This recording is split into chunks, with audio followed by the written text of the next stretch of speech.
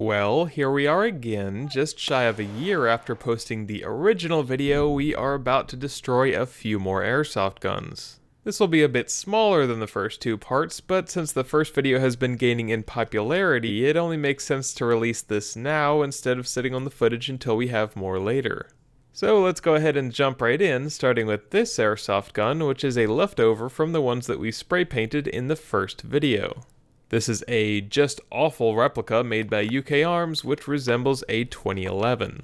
In that first video, we shot it with a real 45 ACP 1911, and unsurprisingly, it didn't stand a chance.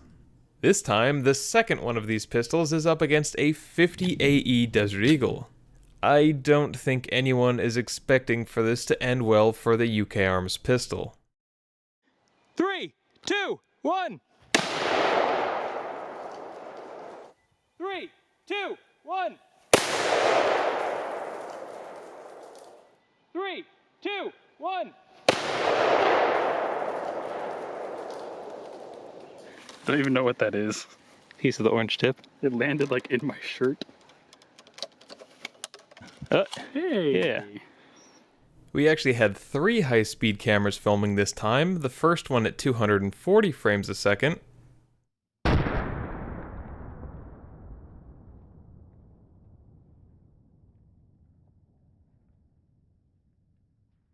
the second one at 480,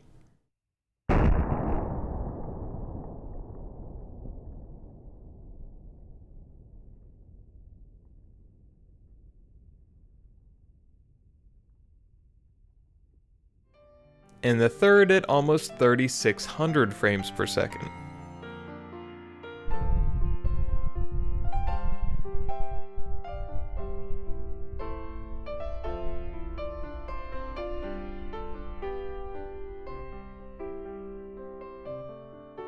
It's safe to say, and not surprising anyone, that plastic parts and spray paint are no defense against a round like that. But what if we used something a little bit different? This is a Samyang Dragon Claw, and despite its presence in this video, it actually isn't a firearm at all. This is an air rifle that fires 50 caliber pellets. The muzzle energy is pretty similar to a 22 LR, although it's achieved with a larger, heavier, slower moving projectile. So what do you think will happen when we put it up against this UKArms P2220?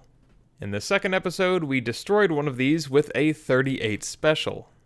This one is identical to that, except for the spray-painted slide. This one isn't being shot from point-blank range, mostly because I was already shooting some other things from this stand and it made sense to leave everything where it was. We'll load up a pellet, cock the hammer, and take aim. And, well, there's not a whole heck of a lot of the gun left. Here are a few larger pieces that were scattered around in about a 30-foot radius. If we take a look at a different angle of real-time footage, the pistol just disappears. At 60 frames a second, we can see it come apart a little bit better, but we were able to really slow it down by filming at 3000 frames per second.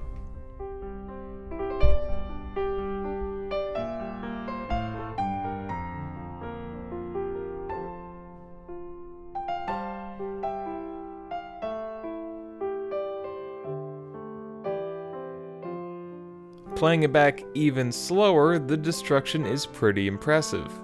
The pellet hits right at the center of the barrel, the slide cracks in two, the deformed pellet tumbles out of the back, and the two halves of the frame gracefully part ways. Those first two were duplicates of airsoft guns we had already destroyed, just put up against different adversaries. This next one is something a bit different. I was looking for the absolute cheapest clear airsoft guns I could find, and I happened across this on sale for just over $8. The most dangerous part of this gun is just getting the package open. But here's what we've got. It is a folding stock clear spring micro Uzi. It works pretty much as expected and actually has some metal controls on it, which was a bit surprising to see. Despite not having a whole lot of power, playing around with this thing was actually kind of fun. It's a bit awkward to pull the charging handle, and there are a whole lot of plastic parts inside that are not unlikely to break. But it's really actually not bad. I would put it above most of the other guns we've shown in these videos. And being clear, you can see the simple piston mechanism inside, which is pretty neat. This is all a bit of stalling because I feel a little bit bad destroying this gun. But it is the reason why I purchased it, so it's going to have to fulfill its destiny. This unlucky thing is about to go up against that 50 caliber Desert Eagle. There's a bit of shared heritage there, so it only makes sense. Just like all the other guns, we loaded up the magazine with some orange BBs for a little bit of extra flair. Then we'll clamp it down and say goodbye. 3, 2, 1. 3, 2, 1. 3, 2, 1. That little micro Uzi never stood a chance. It's gone. Where'd the stock go? The BB's still. Oh yeah, they're still there. Oh wait, here it is.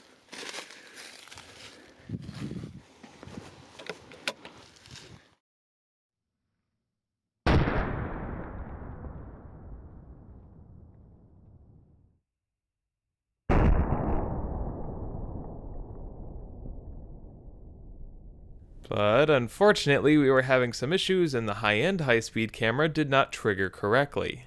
The only side shot we were able to record was this fuzzy 600 frames a second one. So that's a real bummer. I really wonder what that would have looked like. Fortunately though, or maybe unfortunately, that wasn't the only one of those micro Uzis we had on hand. And I was determined enough to get that high speed that I was willing to sacrifice another. So we reset everything, and here's round number 2. 3, 2, 1. 3, 2, 1. 3, 2, 1. And the results of our second trial were, well, very similar to the first. Oh, it's bent. Look at the corner. It looks similar to the other one. Only this time we have the 240 frames a second footage,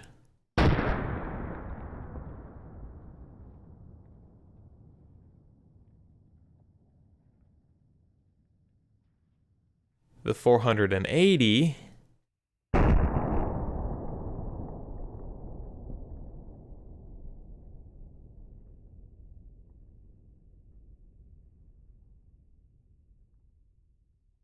and the 17,000 frames per second footage.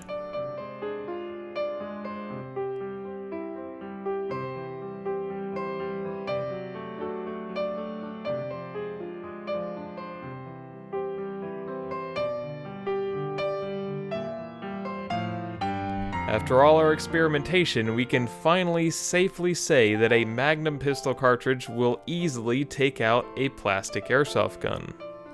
But, well, I actually bought 3 of those micro Uzis. So how are we supposed to know what'll happen if we shoot it with something even more powerful, moving even faster? Well, I guess the only real way to find out is to put it up against the Remington 30-06 and see what happens. 3, 2, 1. 3, 2, 1. 3, 2, 1. Well, it definitely also blew up. Though it wasn't a complete victory because the shell casing got stuck in the chamber of the Remington. Take the mag out? Maybe it's too hot. Maybe give it a minute. But leave it in the shade. It was 100 degrees out and the gun had been sitting in the sun for a while, so we're pretty sure it was just because of the heat. I do not see the stock.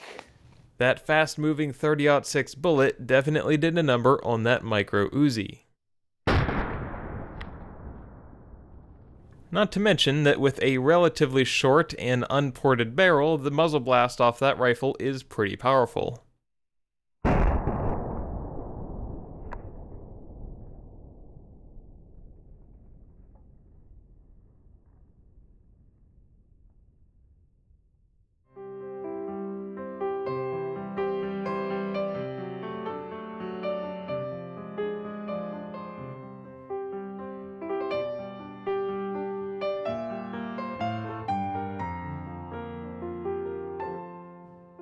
clearly that clear plastic doesn't stand a chance against either of these guns. But let's put the two side to side and see who wore it better. These clips are matched up on the time of impact, and despite being deflected, that 30-06 clearly rockets out the back of the gun much quicker than the 50 AE. It also may have thrown pieces a little bit farther, but the damage is actually pretty similar. By this point of the day, the heat was really starting to take its toll on the equipment as well as us. We'll shoot one more gun to close out this video, although once again we did have a problem with the high-speed camera and unfortunately don't have the high-quality shot for this one. This is an Airsoft replica of an L96 rifle. I don't actually know what brand this thing is. It doesn't appear to be the UKArms, but I'm not entirely sure. But what I do know is that this thing is totally broken. All the points that are supposed to be holding the receiver to the frame are broken off. Something is wrong internally, and pulling the bolt back doesn't actually cock the spring. The bolt itself and the bolt handle are metal, but pretty much everything else is plastic, broken, and/or terrible. The inner barrel appears to be aluminum, but the outer barrel is plastic, so I don't think we're going to have any dangerous shrapnel. The barrel is also a bit bent, so the whole thing looks just kinda sad. But that's okay, the Remington 30-06 is happy to help. 3, 2, 1. 3, 2, 1. 3, 2, 1. Well, it definitely launched the barrel and receiver out of the stock, and once we forcefully extract the casing from the Remington, we'll take a look at it. Yeah, I think it's too hot. Here you go. The stock is split, and this weight is wedged in there holding it open. The damage to the receiver and the back of the gun appears surprisingly minor. It looks like the bullet folded over the inner barrel, traveled through the outer barrel, hit the receiver, and just kind of glanced off.